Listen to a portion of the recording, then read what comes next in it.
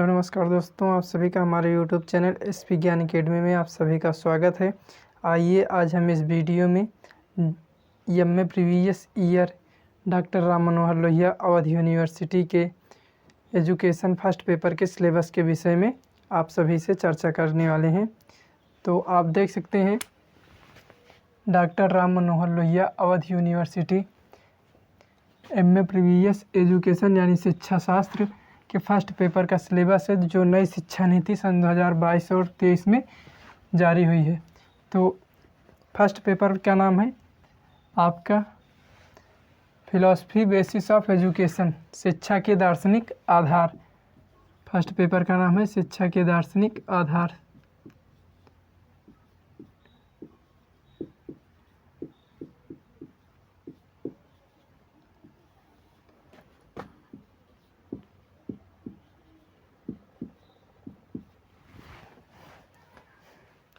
First paper के अंतर्गत आपको क्या क्या पढ़ना है, कहाँ कहाँ से क्वेश्चन पूछे जाते हैं, इसके विषय में डिटेल में हम आपसे चर्चा कर रहे हैं। तो आप देख सकते हैं meaning, nature and scope of educational philosophy, यानी शिक्षा दर्शन का अर्थ, इसकी प्रकृति और इसका स्वरूप क्या है, इसके विषय में को डिटेल में पढ़ना है फर्स्ट पेपर के अंतर्गत। इसके नीचे आप देख सकते हैं relationship between educational and philosophy, शिक्षा और दर्शन के बीच क्या संबंध है, इसके विषय में आपको पढ़ना है। फिर आ जाता है इंडियन स्कूल्स ऑफ फिलॉसफी, जो भारतीय दर्शन है, भारतीय दर्शन के अनुसार जो है शिक्षा जो दी जाती थी उसके विषय में आपको पढ़ना है। जैसे आपका सांख्य फिलॉसफी हो गया, यानी सांख्य दर्शन हो गया, इसके विषय में आपको डिटेल में पढ़ना है सांख्य दर्शन के विषय में। जैसे सांख्य दर्शन के प्रवर्तक कौन है, तो कपिल मुनि है। इसकी शिक्षण पद्धति कैसी है, इसमें शिक्षक कैसे रहने चाहिए, इसमें जो विषय वस्तु है वो कैसी होनी चाहिए, किस क्षेत्र में हमें बच्चों को शिक्षा प्रदान करनी है, इन सभी के विषय में आपको डिटेल में पढ़ना होता है। फिर वेदांत फिलॉसफी है, बौद्ध फिलॉसफी है, जैन फिलॉसफी है, इस्लामिक फिलॉसफी है। यहाँ पे आप देख रहे हैं ट्रेडिशन लिखा हुआ है। ट्रेडिशन का मतलब होता है रीति रिवाज, यानी कि सांख्य दर्शन की जो रीति रिवाज थे, क्या परंपरा थी, कैसे पढ़ाया जाता था, किस विषय को पढ़ाया जाता था, किस विषय पर ज़्यादा ध्यान दिया जाता था, उसमें दंड के प्रावधान थे, इन सभी के विषय में डिटेल में पढ़ना है। उसी प्रकार वेदांत दर्शन किस हिसाब से शिक्षा दी जाती थी, किस चीज़ पर अधिक बल दिया जाता था, उसी प्रकार जैन धर्म में कैसी शिक्षा दी जाती थी, इस्लाम दर्शन में कैसी शिक्षा दी जाती थी। उसके बाद क्या लिखा है, विद स्पेशल रेफरेंस, और इन सभी की सांख्य दर्शन की, वेदांत दर्शन की, बौद्ध दर्शन की, जैन दर्शन की और इस्लाम दर्शन की, इन सभी की विशेष व्याख्या जो दी गई है, उन सभी चीज़ों को पढ़ना है। दियर एजुकेशन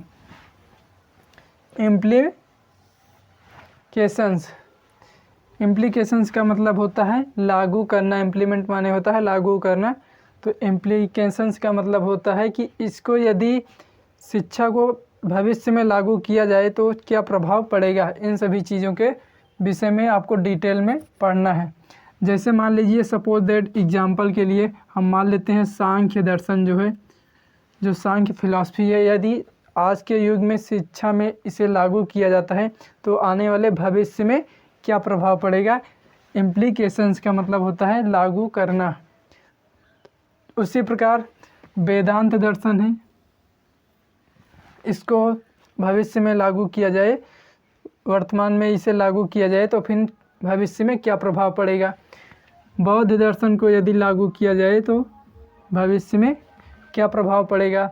जैन को अगर लागू किया जाए, यानी कि इन सभी चीज़ों के विषय में आपको डिटेल में पढ़ना है कि इसके प्रवर्तक कौन है, यह किस ईस्वी से स्टार्ट हुआ, इसको जो है इसमें शिक्षा पद्धति क्या थी, शिक्षक को कैसे शिक्षा देनी चाहिए, शिक्षा और शिक्षक के बीच क्या संबंध थे, किस चीज़ पर ज़्यादा बल दिया गया कि इसे हमें करना चाहिए, तो इन सभी के विषय में डिटेल में पढ़ना है। अब नेक्स्ट में आ जाते हैं western philosophy major schools. Western यानी पाश्चात्य जो दर्शन है, जो मेजर स्कूल्स हैं, उन सभी के विषय में पढ़ना है। तो नेचुरलिज्म यानी प्रकृतिवादी शिक्षा को पढ़ना है। नेचुरलिज्म का मतलब होता है, अर्थ होता है प्रकृतिवादी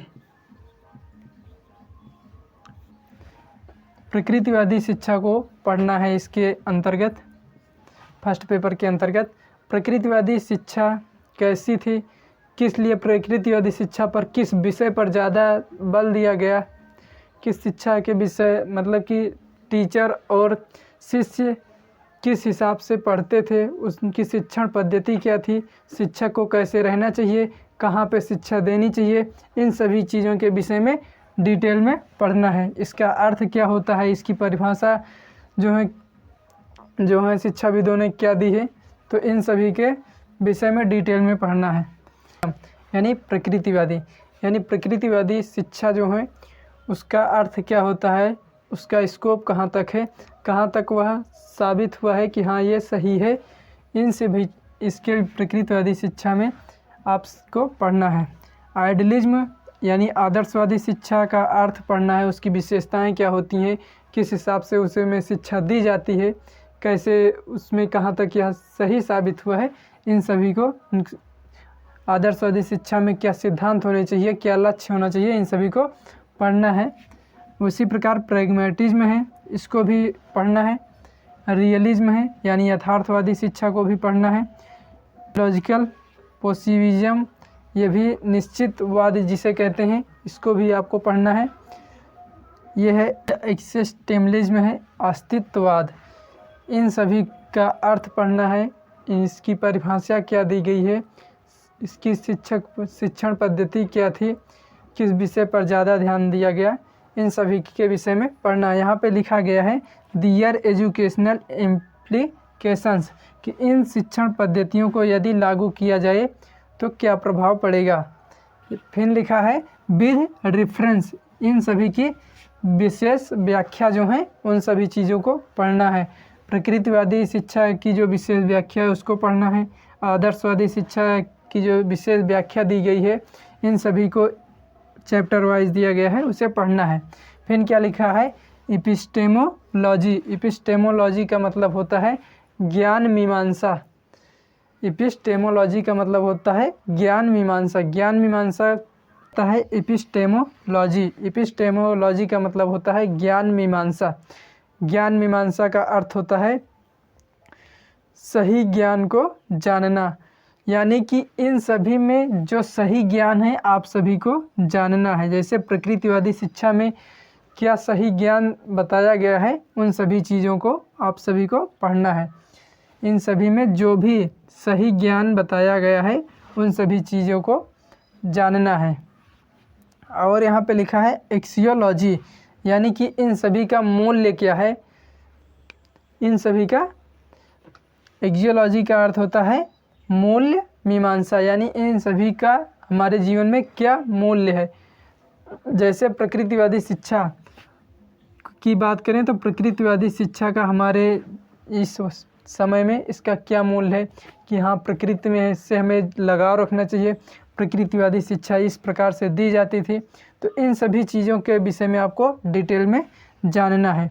यहाँ पे लिखा है and the process of educations, कि इन सभी शिक्षा के क्या प्रोसेस हैं, क्या प्रक्रिया है, शिक्षा देने की क्या प्रक्रिया है।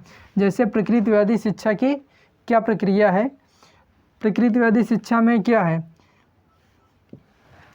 प्रकृति को है सब कुछ माना गया है, प्रकृति को सब कुछ माना गया है।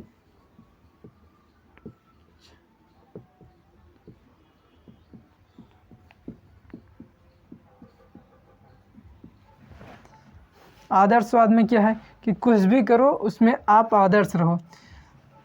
प्रयोगवाद में जो आप प्रयोग कर रहे हैं उसको माना गया है। यथार्थवाद में जो आप देख रहे हैं, जो कर रहे हैं वही सही है। तो इन सभी चीज़ों के विषय में आप सभी को डिटेल में पढ़ना है। नेक्स्ट में पढ़ना है कंट्रीब्यूशन ऑफ विवेकानंद, यानी कि स्वामी विवेकानंद का शिक्षा में क्या योगदान रहा है, उसके विषय में पढ़ना है। फिर टैगोर ने शिक्षा में क्या योगदान दिया है, गांधी जी ने क्या योगदान दिया है शिक्षा में, अरविंद घोष ने शिक्षा में क्या योगदान दिया है, पंडित मदन मोहन मालवीय जी ने शिक्षा में क्या योगदान दिया है।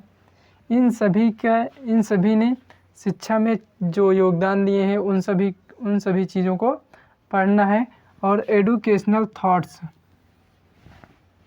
जो इनमें शैक्षिक विचारधारा है इन सभी के अंदर, इन्होंने शिक्षा के विषय में अपने क्या विचार व्यक्त किए हैं, उन सभी चीज़ों को, तो इन सभी के जो विचार हैं, शैक्षिक विचार हैं, उन सभी चीज़ों को भी पढ़ना है। यहाँ पे लिखा है एडुकेशनल थॉट्स, यानी कि इन सभी जो विवेकानंद जी हैं, टैगोर जी हैं, महात्मा गांधी हैं, अरविंद घोष हैं, मदन मोहन मालवीय जी हैं, इन सभी की शैक्षिक विचारधारा क्या थे, इन सभी ने शिक्षा पर क्या विचार व्यक्त किए हैं, उन सभी चीज़ों को पढ़ना है। और शिक्षा में इन सभी ने क्या योगदान दिया है। तो यहाँ पे नेक्स्ट में आ जाता है एडुकेशन फ्रीडम, शिक्षा और स्वतंत्रता को पढ़ना है। इक्वालिटी, समानता को पढ़ना है। डेमोक्रेसी, लोकतंत्र एंड रिस्पॉन्सिबिलिटीज, कि लोकतंत्र के क्या कर्तव्य हैं। तो ये MA फर्स्ट ईयर का आपका सिलेबस रहा एजुकेशन के फर्स्ट पेपर का। तो आपको हमारी यह वीडियो कैसी लगी आप हमें कमेंट में ज़रूर बताइएगा, और हमारे चैनल को लाइक कीजिएगा, सब्सक्राइब कीजिएगा। फिर मिलेंगे नेक्स्ट वीडियो में, तब तक के लिए जय हिंद दोस्तों।